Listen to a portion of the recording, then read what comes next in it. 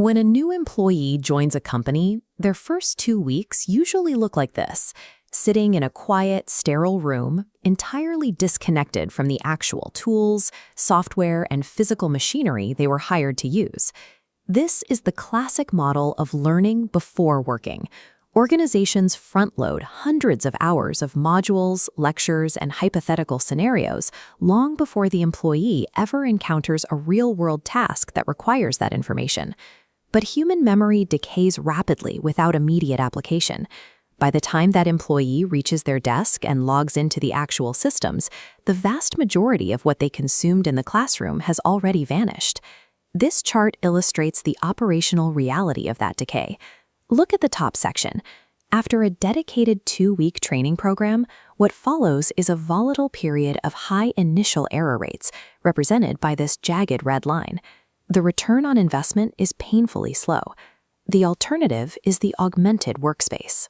Instead of isolating the instruction, we embed the capability building directly into the daily flow of work itself. Treating learning as a standalone, scheduled event guarantees operational inefficiency. To scale effectively, competence has to become an integrated, environmental feature of the workspace. This chart breaks down the exact mechanical differences of this shift. On the top row, under Timing, we see the move from the traditional learning before work to learning while working, turning preparation into parallel execution. Moving down to the Trigger row, the catalyst for instruction changes. We remove the predetermined scheduled training on a calendar and replace it with micro-guidance that triggers exactly when an employee hits the friction of a real-world task. Finally, look at the Application row. The frustrating struggle to recall a lesson from weeks ago disappears. It is replaced by immediate application, where the action is instantly reinforced by the system. These 3 points define the boundaries of the model. We are looking at an intersection of work and knowledge, a structural redesign that moves beyond simple software upgrades or content strategies. By bridging that gap, the cognitive distance between knowing something and doing something shrinks to zero. Human memory is no longer the primary bottleneck for enterprise productivity. In practice, the static training manual is replaced by invisible, continuous guidance across every level of an organization. This diagram shows exactly how that guidance appears across different industries. On the left, in healthcare operations, a new hire processes a claim. Instead of looking up a manual, the system automatically prompts them with the correct coding rule and provides an embedded checklist to ensure compliance right on the tablet.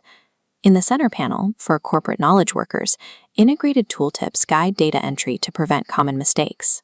Simultaneously, an AI bot anticipates reporting needs and suggests the next steps before the user even has to ask.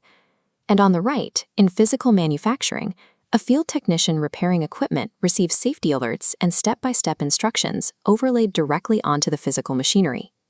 This visualization breaks down the specific technology stack powering these interactions. The top 3 layers consist of embedded guidance like tooltips, highly contextual 30 to 90-second microlearning segments, and a structured workflow-integrated knowledge system that serves up instant answers. To maintain this system, organizations use LearnOps, an architectural loop shown here. It continuously maps workflows to pinpoint the exact moments where employees struggle, labeled here as performance gaps, and then designs highly specific interventions directly at those friction points. This architectural loop creates a reactive, intelligent workspace. It allows the system to physically prevent failure at the exact point of action. Returning to the onboarding chart, under the flow of work, chaotic initial errors disappear. Employees achieve baseline productivity immediately, represented by this smooth, upward blue line. This path to total competency is actively smoothed out by guided workflows, embedded procedures, and real-time error correction. Our measurement of success must adapt. Metrics of the past, like training completion rates and learning hours, are vanity metrics that fail to track actual business value. Instead, metrics of the future focus on measurable decreases in time to competency and error rates alongside heightened productivity. To survive in a competitive market, learning and development departments must make an operational transition. They have to stop acting as isolated content providers and become integrated performance enablers. The most effective organizations don't build training separate from a job anymore.